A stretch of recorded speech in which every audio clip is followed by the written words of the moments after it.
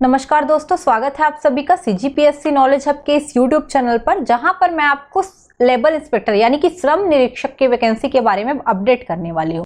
Update ये है कि 34 पोस्ट तो जारी हो गया, आप जान रहे हैं, फॉर्म भी भरा रहा है, लेकिन आपको जो सिलेबस में 15 मार्क्स के दिए हैं श्रम से रिलेटेड चीजें, उसको भी पढ़नी जरूरी है। उसको एक एक्स्ट्रा डाला गया है जो कि थोड़ा बड़ा कर दिया गया है, लेंथी 15 मार्क्स के आने हैं, तो उसके कोई भी चीज को आप छोड़ नहीं सकते। अगर उसकी आप तैयारी करते हो तो आप दूसरे से अच्छा बेहतर कर सकते हो, वो नंबर ला सकते हो। तो श्रम निरीक्षक के अंतर्गत या लेबर इंस्पेक्टर की जो वैकेंसी है उसके अंतर्गत श्रम से रिलेटेड चीजें, योजनाएं, कानून या सारी चीजें पूछी जा सकती है, उससे संबंधित बातें। तो भाई उस जब श्रम के बारे में बात कर रहे हैं तो उसकी पैरवी करने वाली जो सबसे बड़ी संस्था है ILO यानी कि इंटरनेशनल लेबर ऑर्गेनाइजेशन, उसके बारे में भी बात करना बहुत जरूरी हो जाता है। साथ ही सीजीपीएससी मेंस की जो तैयारी करते हैं वो भी ILO को देख के रखें, क्योंकि एक आर्थिक मंच है, एक वैश्विक संस्था है ना, तो वहां पे भी आपको काम आएगा। तो ILO को हम थोड़ा डिटेल से पढ़ें उससे पहले मैं आपको बता दूं, अगर आप चाहते हैं कि इसका पूरा नोट्स आपको मिले, इवन प्रैक्टिस सेट मिले और डीपली नोट्स चाहिए आपको हर एक टॉपिक के जो श्रम वाले हैं, तो उसके टॉपिक वाइज पूरे नोट्स आपको मिल जाएंगे सीजीपीएससी नॉलेज हब, जो हमारा अपना जो है प्ले स्टोर पे उपलब्ध ऐप है। लोगों के साथ देख लीजिएगा, सिमिलर नाम होते हैं, इसलिए सीजीपीएससी नॉलेज हब लिखिएगा पूरा तो आ जाएगा, और उसको डाउनलोड करके वहां से खरीद सकते हैं। 150 रुपए में ये आपको जो है अवेलेबल हो जाएगा। ओके, इसके साथ साथ अगर आप चाहते हैं कि आपको हॉस्टल वार्डन का भी मिले, जो मनोविज्ञान वाला है उसके लिए भी डला है, और भी कोर्सेस उसमें डले हुए हैं जो आप बिल्कुल देख सकते हो सारी चीजों के लिए। चलिए मैं आपको और एक दो चीजें और बता देती हूँ। जो आपको करना है, लाइक करना है, कमेंट पे आपका फीडबैक देना है ताकि मैं और वीडियो लाऊं इस पर, और साथ ही साथ चैनल को सब्सक्राइब करके रखना है ताकि सबसे पहले आपको चीजें मिलती रहे। और नोट्स वगैरह जो है ये फ्री क्लासेस रहेंगी जो यूट्यूब में चलेंगी। ओके, ILO, इसका जनरल इंट्रोडक्शन पढ़ते हैं, क्या है कैसा है। सबसे पहले गठन 11 अप्रैल 1919 को, 104 साल पहले इसका गठन किया गया था, यानी कि 2019 में इसने अपना 100वां वर्ष मनाया, शताब्दी वर्ष मनाया। ये एक संयुक्त राष्ट्र संघ की एजेंसी है, पहले ही स्थापना हो गया था। UNO तो बाद में आया, लेकिन UNO जैसे ही आया इसने उसको अपने अंदर ले लिया, यानी कि ILO को अपने अंदर ले लिया, इसलिए इसकी विशेष एजेंसी के नाम से जानते हैं हम। इसका मुख्यालय वर्तमान में स्विट्जरलैंड के जेनेवा में है। ओके, ILO जेन्युइन बात करता है श्रम के रिलेटेड, तो जेन्युइन जेनेवा ऐसे याद रखना, स्विट्जरलैंड में। वर्तमान में महानिदेशक इसके गिलबर्ट होंगबो हैं। आप इसको कोशिश करिएगा कि एग्जाम से पहले इसको जरूर अपडेट करते रहें, क्योंकि ये सब चीजें चेंज हो जाती है कभी भी। ओके, अभी चेंज करते रहिएगा, देखते रहिएगा बीच बीच में। संस्थापक संगठन मतलब किसने इसकी स्थापना में ज्यादा महत्वपूर्ण रोल प्ले किया है, या किसने इसको जो है आपका संयुक्त राष्ट्र की एजेंसी बनाने में महत्वपूर्ण रोल प्ले किया है, तो उसमें है संयुक्त राष्ट्र की जो महासभा है, और उसके साथ साथ संयुक्त राष्ट्र का जो आर्थिक और सामाजिक परिषद है, इन्होंने मिलकर इसको क्या किया है, एक इंपॉर्टेंट इकाई के रूप में, एजेंसी के रूप में इसको स्थापित किया है। इसीलिए इसके कार्यों के लिए इसको नोबेल पुरस्कार भी मिला हुआ है शांति के क्षेत्र में 1969 में। चूंकि लेबर के लिए काम करता है तो पीस, शांति के लिए काम कर रहे हैं ना, तो 1969 में शांति के लिए नोबेल पुरस्कार भी मिला है। ये एक जनरल इंट्रोडक्शन हुआ हमारे ILO का, इंटरनेशनल लेबर ऑर्गेनाइजेशन का। डिटेल इंट्रोडक्शन और डिटेल चीजें पढ़ते हैं, जिसमें अर्थ, परिचय, महत्व, सारी चीजें, कार्य वगैरह पूरा देखेंगे। ठीक, अंत तक आपको जरूर देखना है और इसको अपडेट करते रहना है। अपने कॉपी में लिखते जाइए, या फिर आप नोट्स लेना चाहते हैं और डिटेल वाला, तो नोट सेक्शन में जाकर ऐप में अभी आप जो है परचेस कर सकते हैं। चलिए, अंतरराष्ट्रीय श्रम संगठन यानी कि ILO, इंटरनेशनल लेबर ऑर्गेनाइजेशन, संयुक्त राष्ट्र संघ की एक एजेंसी है, एक त्रिपक्षीय एजेंसी है। ये क्या करती है, जितने भी श्रम मुद्दे हैं, खास करके जो अंतरराष्ट्रीय श्रम मानक है उनको तय करना हो, या सामाजिक सुरक्षा का मुद्दा हो, या सभी के लिए काम के अवसरों का निपटान करना हो, ये सारे काम अंतरराष्ट्रीय श्रम संगठन करता है। यानी कि जो सारी जो श्रम संबंधी बातें हैं उस सब का सुरक्षा का दायित्व तो इसके पास है। जब प्रथम विश्व युद्ध हुआ, प्रथम विश्व युद्ध 1914 से जब 18 के बीच ये युद्ध चल रहा था, 17-18 के बीच, तब संयुक्त राष्ट्र संघ की एक एजेंसी के रूप में ये स्थापित हुआ। यानी कि उस समय संयुक्त राष्ट्र संघ कंप्लीट आया नहीं था, परंतु संयुक्त राष्ट्र संघ की एक एजेंसी के रूप में ये पहले विश्व युद्ध में ही बन गया है। पहले विश्व युद्ध के समय हुआ था वर्साई की संधि, उसी 1919 में वर्साई की संधि के द्वारा ही अंतरराष्ट्रीय श्रम संगठन भी अस्तित्व में आया। तो क्वेश्चन यहाँ पे पूछ सकता है कि इंटरनेशनल लेबर ऑर्गेनाइजेशन किसके अस्तित्व में आने के पीछे किस संधि का रोल है, किस संधि का हाथ है? तो वर्साई की संधि। संयुक्त राष्ट्र संघ की यह पहली विशिष्ट एजेंसी बनी। 1946 में आईएलओ ने श्रम और मानवाधिकारों को बढ़ावा देने में इंपॉर्टेंट रोल प्ले किया। जब हमारा द्वितीय विश्व युद्ध चल रहा था तब उसके समाप्ति के पश्चात आईएलओ ने क्या किया, मानवाधिकार और श्रम का क्या किया, पैरवी किया, इवन उसको बढ़ावा दिया और इंपॉर्टेंट रोल प्ले किया, जिससे कि क्या है, संयुक्त राष्ट्र संघ ने इसको अपना एक इंपॉर्टेंट एजेंसी मान लिया। ग्रेट डिप्रेशन जब आया था, इवन मंदी के समय में 1930 के दशक में भी क्या किया इसने, श्रम अधिकारों को सुनिश्चित किया। उस समय भी श्रम के लिए या श्रमिकों के अधिकारों को क्या किया इसने, बढ़ावा दिया। विनिवेशीकरण की प्रक्रिया में बढ़ावा दिया, यानी कि कोई भी देश किसी को भी उपनिवेश बनाता था उसको समाप्त करने में भी इसने इंपॉर्टेंट रोल प्ले किया। दक्षिण अफ्रीका जहां पर रंग भेद की नीति अपनाई जाती थी, काले गोरों में भेद किया जाता था, वहां पर भी श्रम संगठन ने महत्वपूर्ण कार्य किया। ये सारे कार्य को जब देखा गया तो 1969 में जाकर, यानी कि 1969 में जाकर शांति से संबंधित इनके सुधारों प्रयासों के लिए और श्रमिकों के लिए जो न्याय के इन्होंने कार्य किए, उनको देखते हुए उन कार्यों को बढ़ावा देने के लिए इनको नोबेल का शांति पुरस्कार मिला। श्रम को बढ़ावा दिया, मानव अधिकार को बढ़ावा दिया, श्रमिकों के अधिकारों को डिप्रेशन, उसमें जब डिप्रेशन की स्थिति में था हमारे यहाँ जो विश्व है ना, और मंदी की स्थिति में था, है ना, जहां पे मंदी थी, है ना, डिप्रेशन था, वहां पे क्या हुआ, पूरा जो है इसने संभाला। उसके साथ साथ विनिवेशीकरण को भी इसने बढ़ावा दिया, रंग भेद पे भी इसने जो है इंपॉर्टेंट रोल प्ले किया उसको हटाने में। तो ये सारी चीजों को देखते हुए हमने क्या किया है, इनको शांति का नोबेल पुरस्कार भी प्रोवाइड किया है। आईएलओ के बारे में मैं बता दूं, इसका उद्देश्य है कुछ, जैसे सरकार श्रमिक और नियोक्ताओं के लिए क्या करता है, ये श्रम मानक निर्धारित करता है, किसके लिए कितना जो है श्रम मानक रहेगा, जो भी नीतियां आएगी उनमें सुधार करेगा, लोगों के लिए जो है अच्छे काम को बढ़ावा देने के लिए कार्यक्रम बनाएगा, नीति निर्माण करेगा। और उन सारी बैठकों में अंतरराष्ट्रीय लेबर ऑर्गेनाइजेशन का महत्व होता है, भले वो वहां उपलब्ध हो या ना हो, वहां पे मौजूद हो या ना हो उसका कोई प्रतिनिधि, पर आईएलओ को केंद्र बिंदु मानकर ही कोई भी राज्य है, श्रमिक है या नियोक्ता है, सबके लिए नीति निर्माण और उनका क्रियान्वयन होता है। डिसेंट वर्क एजेंडे में केंद्र के 4 रणनीतिक उद्देश्य हैं। इसका डिसेंट वर्क एजेंडा के रूप में ये 4 राजनीतिक उद्देश्य रखता है, जिसको आपको याद रखना है। पहला, काम पर मानकों, मौलिक सिद्धांतों और मौलिक अधिकारों को विकसित और क्रियान्वित करना। जब काम की बात आएगी वहां पे मौलिक अधिकार, मौलिक सिद्धांत और मानक सबको यह तय करेगा, सुनिश्चित करेगा कि महिला पुरुष को अच्छे काम का समान अवसर मिले, यानी कि समान कार्य के लिए समान अवसर जो होता है उसमें वृद्धि हो। सामाजिक सुरक्षा का कवरेज भी सबको बराबर मिले और प्रभावशीलता को बढ़ाए, ये भी देखेगा। त्रिपक्षीयता या सामाजिक संवाद को भी मजबूत करेगा। जब 2 लोगों के बीच विवाद हो तो त्रिपक्षीय के रूप में ये श्रम संगठन सामने आके उनके संवाद को मजबूत करेगा।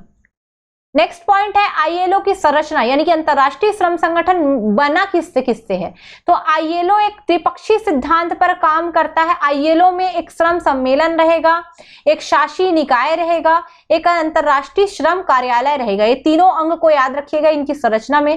पहला है अंतरराष्ट्रीय श्रम सम्मेलन, क्या काम करेगा, आईएलओ की जो प्रगतिशील नीतियां हैं उनको सम्मेलन में निर्धारित करेगा। ये श्रम सम्मेलन है ना, हर वर्ष ये सम्मेलन होगा जिनेवा स्विट्जरलैंड में। अंतरराष्ट्रीय श्रम सम्मेलन क्या करेगा, हर साल नीतियां बनाएगा श्रम मानकों पे। इसमें सारे प्रतिनिधि एक साथ आएंगे, जहां जहां जिसके आईएलओ के प्रतिनिधि हैं सभी एक साथ आके क्या करेंगे, सम्मेलन में भाग लेंगे। कार्य इसका रहेगा, जो भी श्रम संबंधी महत्वपूर्ण मुद्दे हैं उनकी समीक्षा करो, उनपे आप एक नीतियां बनाओ। तो पहले तो श्रम संबंधी सभी मुद्दों पर समीक्षा करने के लिए पहले एक पैनल बनाएगा। वो पैनल फिर क्या करेगा कि कौन सी प्रगतिशील नीतियां हैं जो और निर्धारित की जानी चाहिए श्रम मानकों पर या श्रमिकों के लिए, उसको डिसाइड करेगा। दूसरा है शासी निकाय। शासी निकाय क्या करेगा? अंतर्राष्ट्रीय श्रम संगठन का एक कार्यकारी निकाय, शासी मतलब शासन करने वाला निकाय है, ये भी जेनेवा में मिलेगा और ये 3 बार इसका सम्मेलन होगा। अगर अंतर्राष्ट्रीय श्रम सम्मेलन की बात करूं तो ये प्रतिवर्ष जेनेवा में होगा, और अगर शासी निकाय की बात करूं तो कार्यकारी बॉडी है जो 3 साल में एक बार सम्मेलन करेगा। इसका कार्यालय जो है सचिवालय है, संगठन का सचिवालय ही इसका क्या होगा? कार्यालय, यानी कि जिनेवा में ही इसका क्या होगा? कार्यालय होगा। वर्तमान में 56 नामधारी सदस्य और 66 उप सदस्य हैं इसमें, ये चेंज होते रहते हैं ऊपर नीचे, परंतु 56 नाम निर्देशित है और 66 जो है उप सदस्य हैं। कार्य क्या है इसका? तो जो एजेंडा रहेगा श्रम सम्मेलन का या नीतियों से संबंधित पूरा निर्णय लेगा, भाई कार्यकारी बॉडी है ये। सम्मेलन में जो भी प्रस्तुतिकरण करनी है, जो भी प्रारूप है उसको बनाएगा, इवन बजट को भी ये क्या करेगा? अपनाएगा। यानी कि सम्मेलन में प्रस्तुत किए जाने वाले जो भी संगठन का प्रारूप है, जो भी संगठन का रिपोर्ट है, उसका कार्यक्रम, बजट निर्माण, बजट को अपनाना, ये सारे काम करेगा। महानिदेशक को चुनना है, उसके लिए भी यही रहेगा। अंतर्राष्ट्रीय श्रम कार्यालय ये क्या है? तो एक कार्यालय है, सचिवालय है। ये क्या करेगा? ये आईएलओ के लिए गतिविधियों का निर्णय लेगा। आईएलओ क्या काम करेगा? ये पूरा श्रम कार्यालय देखेगा। शासी निकाय और महानिदेशक द्वारा इसकी देखरेख की जाएगी।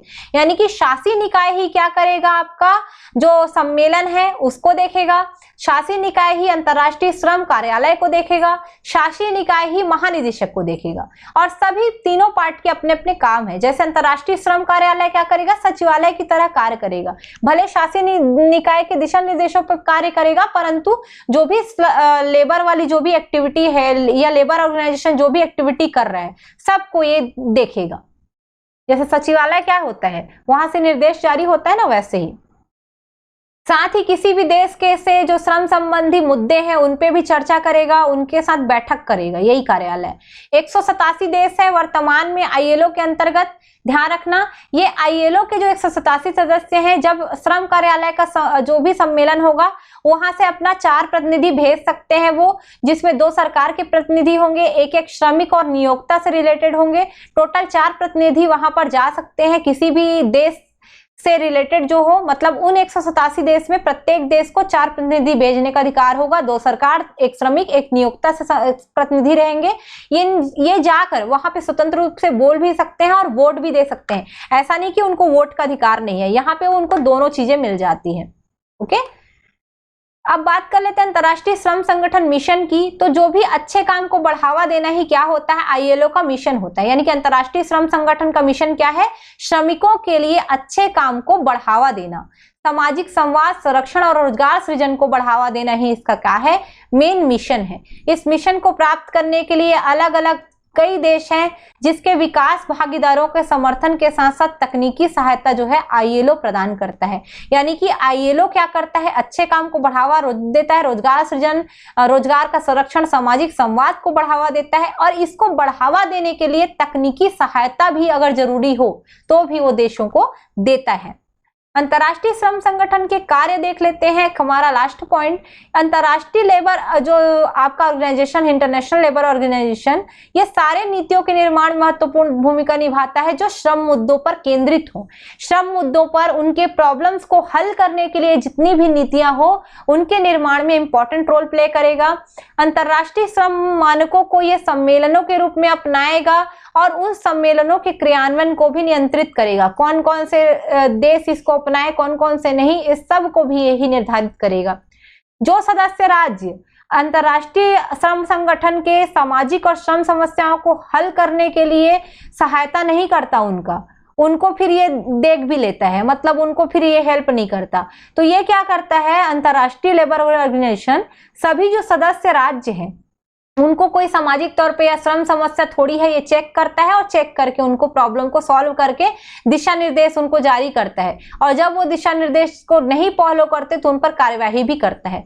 मानव अधिकारों के संरक्षण की भी वकालत करता है श्रम, क्योंकि मानव का ये सबसे बड़ा साधन है, तो उसका अधिकारों का संरक्षण भी करता है।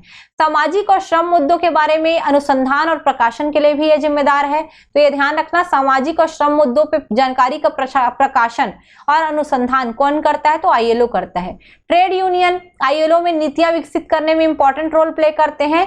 सचिवालय में जो ब्यूरो फॉर वर्कर्स एक्टिविटीज होते हैं वो स्वतंत्र और लोकतांत्रिक ट्रेड यूनियनों को मजबूत करने के लिए रहते हैं ताकि श्रमिक अधिकारों और हितों की सुरक्षा की जा सके। और यही ट्रेड यूनियन किसके अंतर्गत है? आईएलओ के अंतर्गत। यानी कि आईएलओ में जो ट्रेड यूनियन रहेगा वो श्रमिक के अधिकारों की बेहतर से बेहतर सुरक्षा करने का प्रयास करेगा। आईएलओ एक पर्यवेक्षी भूमिका भी ग्रहण करता है। यह सदस्य राज्यों द्वारा अनुसमर्थित जो सम्मेलन है उसके क्रियान्वयन की भी निगरानी करता है। जो भी राज्य है, सदस्य राज्य, उन लोग जो भी आईएलओ से संबंधित सम्मेलन करे, जो भी श्रम से संबंधित सम्मेलन करे, उसकी निगरानी भी करेगा यह ऑर्गेनाइजेशन।